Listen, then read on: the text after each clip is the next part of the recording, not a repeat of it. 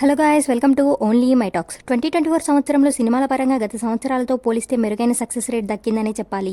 ఈ ఏడాది విడుదలైన సినిమాలలో 14 సినిమాలు బాక్సాఫీస్ వద్ద బ్రేక్ ఈవెన్ అయ్యి నిర్మాతలకు, డిస్ట్రిబ్యూటర్లకు, బయ్యర్లకు, థియేటర్లకు, ఓనర్లకు మంచి లాభాలను అందించాయి.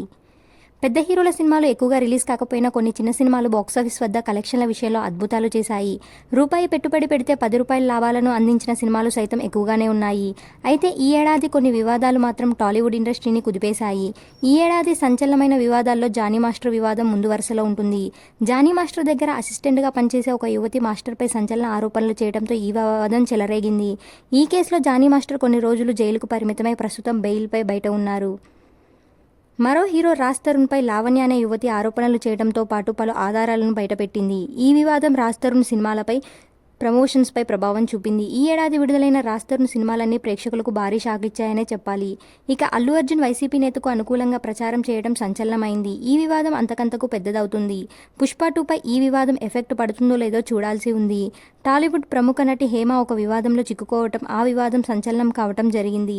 ఈ కేసులో హేమ బెయిల్పై విడుదలయ్యారు. ఈ వివాదం హేమ కెరీర్పై తీవ్రస్థాయిలో ప్రభావం చూపింది.